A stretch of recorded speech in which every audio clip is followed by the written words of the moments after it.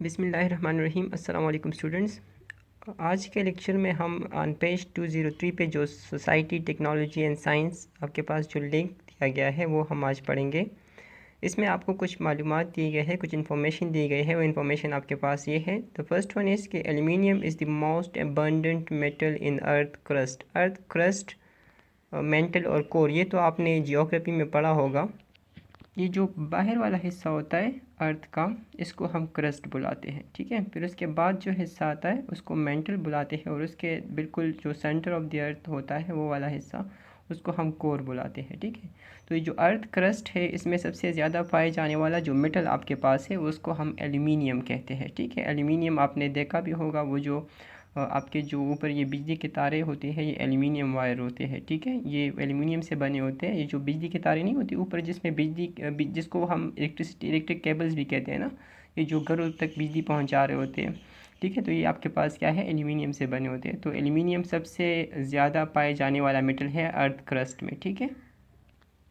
आपको परसेंटेज यहाँ पे बताई गई है। परसेंटेज आपके पास कितनी है, तो about 8.2% of the total metals. जितने मेटल्स आपके पास अर्थ क्रस्ट में है, तो उसका 8.2% आपके पास जो है वो एल्यूमिनियम है। मतलब अगर हमारे पास 100% आप मेटल ले लें, ठीक है, मतलब अर्थ क्रस्ट में तो बहुत सारी चीज़ें हैं ना, लेकिन उसमें मेटल्स की बात कर रहे हैं कि अगर आपके पास मेटल्स आप ले लेते हो, तो उन मेटल्स का 8.2% हिस्सा जो होगा वो आपके पास क्या होगा, एल्यूमिनियम होगा, ठीक है। दूसरी बात आपको क्या बताई गई है, एक तो मोस्ट अबंडेंट है, दूसरी बात कि it is never found in pre state in nature. Never found in pre state in nature का मतलब क्या होता है कि ये बहुत ज़्यादा रिएक्टिव है, ठीक है। और आपको यहाँ पे बताया भी गया है कि aluminium is reactive and will react spontaneously with water and air to form aluminium oxide, ठीक है। आपने ये याद रखना है कि जब भी आपके पास किसी चीज़ के बारे में कहा जाए कि it is never found in pre state in nature, आपको वो प्री स्टेट में नहीं मिलेगा, दैट मीन्स कि वो रिएक्टिव है आपके पास। तो यहाँ पे आपको बताया गया है कि एल्यूमिनियम आपके पास रिएक्टिव है, और ये वाटर और एयर के साथ स्पॉन्टेनियसली, मतलब खुद ब खुद रिएक्ट करता है आपके पास, और ये क्या बनाता है, एल्यूमिनियम ऑक्साइड्स बनाते हैं, ठीक है। जैसे कि यहाँ पे आपको एल्यूमिनियम ऑक्साइड का फार्मूला भी दिया गया है, Al2O3 उसका फार्मूला है। ये पे एल्यूमिनियम ऑक्साइड क्या करता है कि it forms a stable passive layer. This layer is about 4 nanometre thick. आपके पास जो फर्ज करें एल्यूमिनियम का एक ब्लॉक है, ठीक है। तो ये उस ब्लॉक के ऊपर या उस वायर के ऊपर जो एल्यूमिनियम का जो ऊपर वाला हिस्सा होता है, जो एक्सपोज पार्ट होता है एल्यूमिनियम के वायर का, तो उसका जो 4 नैनोमीटर तक हिस्सा है, वो क्या करता है कि वो एल्यूमिनियम रिएक्ट करता है ऑक्सीजन के साथ, और एक लेयर बना लेता है, जिसका जो लेयर आपके पास एल्यूमिनियम ऑक्साइड का होता है, Al2O3 का, ठीक है। जैसे यहाँ पे देखिए, जैसे ये है, पर इसका ये आपके पास वो एल्यूमिनियम ब्लॉक है, ठीक है। तो ये जो ऊपर का ये आपके पास जो हिस्सा होता है, जो कि एक्सपोज होता है ना ऑन द एनवायरनमेंट, चारों से जितनी, मतलब चारों अतराफ पे जितना भी आपके पास एल्यूमिनियम होता है, ऊपर नीचे साइड्स पे, ठीक है। तो जितना भी हिस्सा आपके पास होता है वो सारा क्या करता है, वो 4 नैनोमीटर तक, ऊपर वाला जो एक्सपोज हिस्सा है वो 4 नैनोमीटर तक आपके पास ऑक्सीजन के साथ रिएक्ट करके एल्यूमिनियम ऑक्साइड बना लेता है। क्या बना लेता है, एल्यूमिनियम ऑक्साइड, ठीक है। अब ये एल्यूमिनियम ऑक्साइड जो आपके पास है, ये फिर नीचे वाले एल्यूमिनियम को रिएक्ट करने नहीं दे रहा होता, मतलब ये एक प्रोटेक्टिव लेयर होता है। क्या होता है आपके पास, एक प्रोटेक्टिव लेयर। जब तक ये लेयर मौजूद है, नीचे वाला एल्यूमिनियम जो है वो महफूज है, किस चीज़ से, वाटर से और एयर से। जैसे हमने पढ़ा कि एल्यूमिनियम रिएक्टिव है, और वो वाटर और एयर के साथ रिएक्ट करके ऑक्साइड्स बनाते हैं ना। तो ये ऑक्साइड जब बन जाते हैं आपके पास, तो ये एक लेयर बना लेते हैं आपके पास, जो कि 4 नैनोमीटर तक थिक होता है एल्यूमिनियम के ऊपर वाला हिस्सा। और इस लेयर का काम क्या होता है कि ये एक प्रोटेक्शन प्रोवाइड करता है अगेंस्ट एयर और वाटर, ठीक है। जैसे आपके पास फौज होती है ना, अगर वो आपके पास बॉर्डर पे खड़ी रहती है, तो वो क्या करते हैं कि वो एक लेयर सा होता है ना, तो जो बाहर से आते हैं ये उनके साथ इंगेज हो जाते हैं, उनके साथ लड़ाई कर रहे होते हैं जो एनिमीज़ आ रहे होते हैं, ठीक है।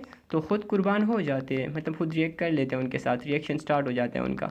लेकिन जो अंदर आपके पास जो पब्लिक होती है उनको बचा रहे होते हैं। तो इसी तरह से आपके पास यहाँ भी है कि एल्यूमिनियम जो ऊपर वाला हिस्सा है, एक्सपोज पार्ट, वो ऑक्सीजन के साथ या वाटर के साथ रिएक्ट करता है। एयर का मतलब होता है ऑक्सीजन, ठीक है।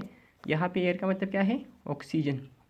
तो ये वाटर या ऑक्सीजन के साथ रिएक्ट करके एल्यूमिनियम ऑक्साइड बनाता है, जिसकी जो मोटाई है, थिकनेस है, दैट इज़ 4 नैनोमीटर। वो लेयर आपके पास क्या करता है कि वो प्रोटेक्शन प्रोवाइड करता है अंडरनीथ जो आपके पास जितना भी एल्यूमिनियम होता है उसको, अगेंस्ट वाटर एंड एयर। अच्छा, अब आगे देखें तो ये आपको बताया गया कि ये कोरोजन प्रोटेक्शन प्रोवाइड करता है to aluminium as long as the oxide layer is present. जब तक आपके पास ये ऑक्साइड लेयर मौजूद होगा तब तक आपके पास जो नीचे एल्यूमिनियम है वो महफूज रहेगा एयर और वाटर से, ठीक है। फिर यहाँ पे कुछ और बातें बताएगी एल्यूमिनियम के बारे में कि aluminium is an amphoteric metal. Amphoteric word आप 10th में यूज़ करोगे।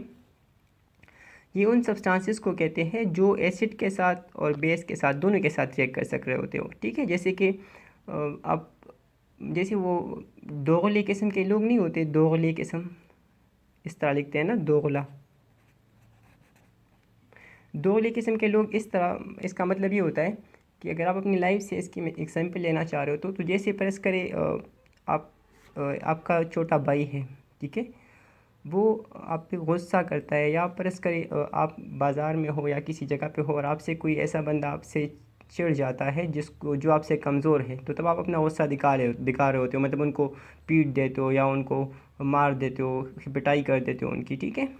लेकिन अगर फर्ज़ करें सामने वाला बंदा जो है वो आपसे पावरफुल है, वो काफ़ी मज़बूत है, तो फिर आप क्या करते हो, बंदा थोड़ा सा हल्का हो जाता है ना कि बस नहीं मैंने लड़ना नहीं है, ये तो मेरी हड्डियाँ तोड़ देगा। तो इसी तरह से आपके पास यहाँ पे भी होता है कि ये सब्सटेंसेस ऐसे सब्सटेंसेस होते हैं, ये एम्फोटेरिक नेचर वाले, कि ये जब किसी एसिड के साथ रिएक्ट करते हैं तो ये बेस की तरह बिहेव करते हैं, मतलब कि तब अपना गुस्सा दबा देते हैं, ठीक है। एसिड हम तेज़ाब को कहते हैं ना, ठीक है। तो जब ये चीज़ें एसिड के साथ रिएक्ट करते हैं तो तब ये बेस की तरह बिहेव करते हैं, मतलब अपना गुस्सा दबा देते हैं, अपना गुस्सा जाहिर नहीं कर रहे होते क्योंकि तब उनकी पिटाई हो रही होती है ना, ठीक है। और जब ये बेस के साथ रिएक्ट करते हैं तो तब ये एसिड की तरह बिहेव करते हैं, ठीक है। मतलब जब ये छोटे बंदे के साथ या किसी कमज़ोर बंदे के साथ लड़ पड़ते हैं तो तब ये क्या करते हैं, खूब मूँछों को ताव देकर, मतलब खूब गुस्से से वो अपनी पिटाई वगैरह उनकी कर देते हैं, ठीक है। फिर the protective layer of aluminium oxide will deteriorate. आपको कह रहे हैं कि ये जो एल्यूमिनियम ऑक्साइड है आपके पास, ठीक है, ये एल्यूमिनियम की सिर्फ बात नहीं कर रहे, ठीक है, ये एल्यूमिनियम ऑक्साइड की बात कर रहे हैं, ठीक है। एल्यूमिनियम का भी है लेकिन एल्यूमिनियम ऑक्साइड की भी बात कर रहे हैं, ठीक है। तो एल्यूमिनियम ऑक्साइड जो आपके पास है, आपको कह रहे हैं कि ये protective layer of aluminium oxide will deteriorate. Deteriorate means damage या ख़त्म हो जाता है, ख़राब हो जाता है, ठीक है। डिटोरिएट ख़राब होने को कहते हैं। तो इन इन्वायरमेंट आपको कह रहे हैं कि अगर ये आपके पास मतलब ये जो एल्यूमिनियम का प्रोटेक्टिव लेयर बना हुआ है एल्यूमिनियम ऑक्साइड का, तो अगर आप इसको ऐसे हालत में, मतलब आप इसके ऊपर एसिड डाल देते हो या इसको इसके ऊपर कोई बेस डाल देते हो, ठीक है, मतलब कोई स्ट्रॉन्ग एसिड या कोई स्ट्रॉन्ग बेस उस पर डाल देते हो, तो ये एल्यूमिनियम का जो लेयर है चूँकि एम्फोटेरिक है ना, तो ये वो एसिड या बेस के साथ रिएक्ट कर लेगा, ठीक है, और वो क्या हो जाएगा, वो ख़त्म हो जाएगा। तो जब वो ख़त्म हो जाएगा तो उसकी जो प्रोटेक्टिव लेयर है वो ख़त्म हो गया हुआ है, तो नीचे वाला एल्यूमिनियम जो है वो एक्सपोज हो जाएगा, तो वो दोबारा से फिर क्या करेगा, वो ऑक्सीजन और वाटर के साथ रिएक्ट करके ऑक्साइड दोबारा से बना लेगा, ठीक है। तो इसी तरह से अगर प्रेस करें दोबारा से आप एसिड डालोगे तो वो लेयर फिर से ख़त्म होता जाएगा, और इस तरह से रिएक्ट होते होते आपके पास वो सारा एल्यूमिनियम ख़त्म भी हो सकता है, ख़राब भी हो सकता है, ठीक है। फिर कब ये एल्यूमिनियम ऑक्साइड का जो लेयर है ये कब स्टेबल रहेगा, कब ये ख़राब नहीं होगा, तो आपको यहाँ पे बताया गया है कि the oxide layer is only stable in A pH range from 7 to 9। आपने याद रखना है, आप 10th में पढ़ोगे कि pH रेंज आपके पास 0 to 14 होता है। 0 स्ट्रॉन्ग एसिड्स होते हैं और 14 आपके पास स्ट्रॉन्ग बेस होते हैं, ठीक है।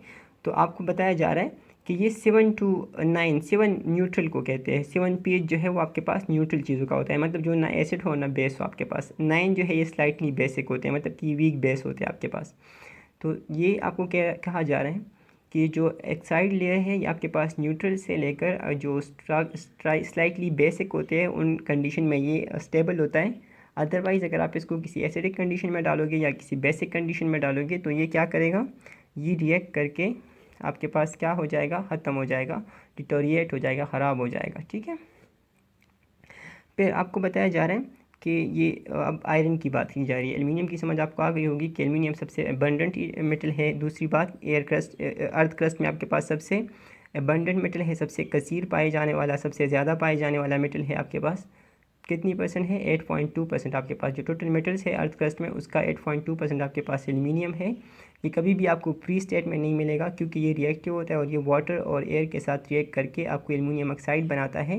लेकिन जब ये एल्यूमिनियम ऑक्साइड बन जाता है तो ये सिर्फ ऊपर के लेयर में बन जाता है जिसकी मोटाई जो है वो 4 नैनोमीटर होती है और फिर नीचे ये रिएक्टर नहीं कर रहा होता क्योंकि वो जो लेयर बन जाता है वो इसको प्रोटेक्शन प्रोवाइड करता है अगेंस्ट वाटर एंड एयर। ठीक है, फिर एल्यूमिनियम ऑक्साइड जो आपके पास है ये एम्पोटेरिक है। एल्यूमिनियम मेटल भी आपके पास एम्पोटेरिक है, एल्यूमिनियम ऑक्साइड भी आपके पास एम्पोटेरिक है। जितनी भी मेटल ऑक्साइड होते हैं वो ज़्यादातर एम्पोटेरिक होते हैं।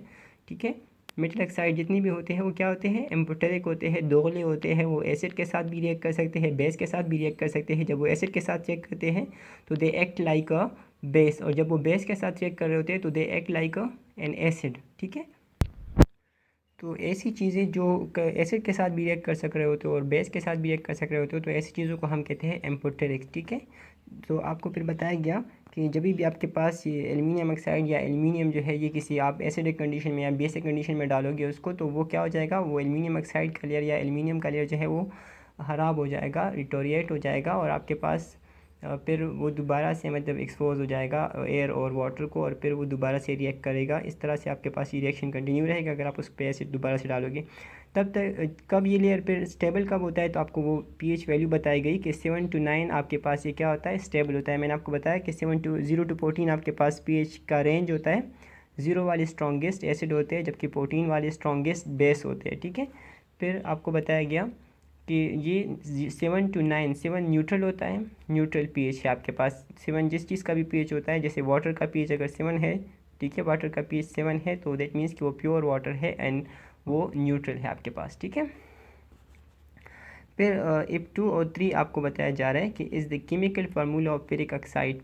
इफ 2 और 3 आपके पास ऑक्साइड्स ऑफ आयरन 3 है। ठीक है, एक EPO है ये वाला, ठीक है, एक Fe3O4 है जिसको हम मैग्नेट भी कहते हैं, मैग्नेटिस जिसको आप कहते हैं, the most magnetic mineral of the world जो आपके पास है, मैग्नेटिक ऑक्साइड जिसको हम आयरन ऑक्साइड कहते हैं, Fe3O4, मैग्नेटाइट भी उसका नाम है। ठीक है, तो ये 3 किस्म के ऑक्साइड है, Fe2O3, EPO and Fe3O4। These are the oxides of iron. ठीक है, फेरम से निकला है, ferrum is the Latin word for iron. ठीक है, Fe उसका सिंबल था ना आयरन का, तो वो बात बताई गई है यहाँ पे। ठीक है, अब ferric oxide is one of the 3, ये जो Fe2O3 है ये one of the 3 main oxides of iron है।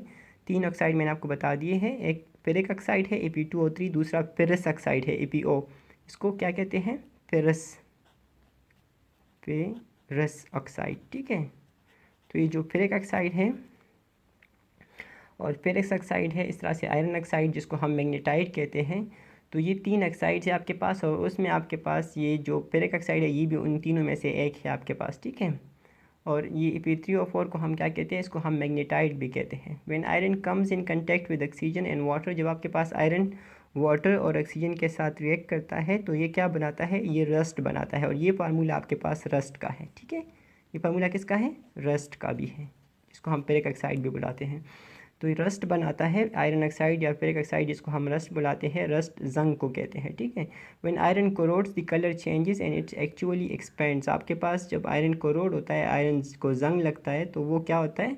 उसका कलर चेंज हो जाता है, जैसे वो ब्राउन सा हो जाता है ना। ठीक है, और वो एक्सपेंड होता है। क्या होता है? एक्सपेंड। जैसे आप देखते हो वो उबार सी आ जाती है, जहाँ पे जंग लग जाता है ना तो उस जगह पे ऐसी उबार सी आ जाती है। उबार मीन कि उसका साइज़ बढ़ जाता है। ठीक है, अब ये जो स्वेलिंग, ये उबार सी आई है आपके पास, ये आपको यहाँ पे उसको टर्म दिया गया है एक्सपेंड। ठीक है, तो आयरन जो आपके पास है वो रस्ट जब उसको लगता है, जब उसको कोरोजन जब उसकी होती है, जब वो जंग लगता है उनको, तो उनका कलर चेंज हो जाता है। दूसरा, उसका जो साइज़ है वो एक्सपेंड हो जाता है, वो बढ़ जाता है। ठीक है, this expanding and colour change can produce large red flakes that we all known as rust. आपको बताया जा रहा है कि जो एक्सपेंडिंग है आपके पास, जो कलर चेंज आपके पास आ रहा है, इससे लार्ज बड़े बड़े रेड प्लेक्स बन जाते हैं, दाग से वो बन जाते हैं, वैसे जैसे जिसके वो जंग के दाग नहीं होते उस तरह से, जिसको हम रस्ट बुलाते हैं। क्या बुलाते हैं? रस्ट। प्लेक्स टुकड़ों को कहते हैं। ठीक है, rusting is formed more quickly in case of salt water because it contain sodium which is more reactive to iron. आपको कह रहे हैं कि रस्टिंग जो है ये साल्ट वाटर मतलब मेरीन वाटर की बात कर रहे हैं। जैसे मेरीन वाटर साल्ट वाटर होता है ना, इस तरह से घरों पे भी आप जब उसमें पानी में नमक डालते हो तो उसको सॉल्ट वाटर कहते हैं। तो उसमें रस्टिंग ज़्यादा होती है, मतलब कि कश्तियाँ वगैरह जो होती है जो मेरीन में सेल कर रही होती है तो उनको रस्ट होने का जो उनको खदशा है वो ज़्यादा होता है। उनको रस्ट होने का से का ख़तरा ज़्यादा होता है। उनको ख़तरा होता है कि वो रस्ट उनको लग जाए और वो ख़राब हो जाए। विच इज़ मोर रिएक्टिव टर्न, क्यों? क्योंकि जब साल्ट वाटर होता है तो उसमें सोडियम होता है, सोडियम क्लोराइड हमने डाला होता है ना, इस तरह से उसमें भी सोडियम क्लोराइड होते हैं मेरीन वाटर में, ठीक है। तो वो सोडियम जो है वो मोर रिएक्टिव होता है, आयरन के साथ बहुत ज़्यादा रिएक्ट कर रहा होता है, ठीक है, आयरन से, ठीक है, आयरन से ज़्यादा रिएक्टिव होता है। इस वजह से क्या होता है कि वो रस्ट ज़्यादा उनको लग रहा होता है, ठीक है। This might be one of the major problem which a ship crew has to deal with. जो मलाह होते हैं ना, मलाह जो किश्ती चला रहे होते हैं, तो उनके लिए ये एक बहुत बड़ी प्रॉब्लम्स होती है कि साल्ट वाटर में जो सोडियम मौजूद होता है वो आयरन के साथ क्या होता है, उन आयरन के साथ रिएक्ट कर रहा होता है और उससे क्या होता है कि वो कोरोड हो रहा होता है, ठीक है। तो ये एक बहुत बड़ा मसला आपके पास शिप क्रीव यानी मलाह जो होते हैं उनको फेस करना पड़ रहा होता है, ठीक है। ये हमने क्या पढ़ा कि Fe2O3 आपके पास जिसको हम रस्ट बुलाते हैं, फिर एक ऑक्साइड का फार्मूला है आपके पास, फिर एक ऑक्साइड आपके पास 3 ऑक्साइड जो आयरन के होते हैं, EPO, Fe3O4 एंड Fe2O3, ठीक है। फिर एक ऑक्साइड फेरस ऑक्साइड और मैग्नेटाइट, ठीक है। इन तीनों में से एक है आपके पास। जब आपके पास आयरन ऑक्सीजन और वाटर के साथ कांटेक्ट में आता है तो उसको उसका कलर जो है वो चेंज हो जाता है और आयरन ऑक्साइड बनाता है जिसको हम रस्ट बुलाते हैं। That has a formula of Fe2O3, ठीक है। जब आयरन कोरोड होता है, ख़राब होता है, जंग लगता है उनको, तो उनका कलर चेंज हो जाता है, वो ब्राउन कलर का हो जाता है और वो एक्सपेंड हो जाता है। ये एक्सपेंडिंग और कलर चेंज आपके पास क्या करता है कि ये लार्ज रेड प्लेक्स बना लेता है, छोटे छोटे वो टुकड़े से आपके पास बड़े बड़े से बन जाते हैं, ठीक है। वो दाग से होते हैं, फिर वो कट जाते हैं, ठीक है, हिस्से हो जाते हैं एंड देट वो दाग से हो जाते हैं, ठीक है। That we are known as rust, जिसको हम रस्ट के नाम से जानते हैं, जंग के नाम से जानते हैं।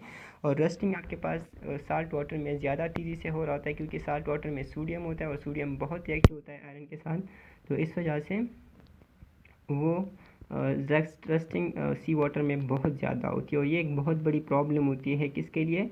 मलाहों के लिए, जो शिप चलाने वाले होते हैं, ठीक है, जो शिप इंडस्ट्री है उनके लिए बहुत बड़ी प्रॉब्लम होती है और इनको डील करना उनके लिए मतलब वो मुश्किल होता है उनके लिए। तो उनके लिए फिर वो मुख्तलिफ़ तरीके होते हैं, वो आप लास्ट इस यूनिट के बिल्कुल लास्ट में पढ़ोगे, ठीक है, वो आपको क्लियर हो जाएंगे।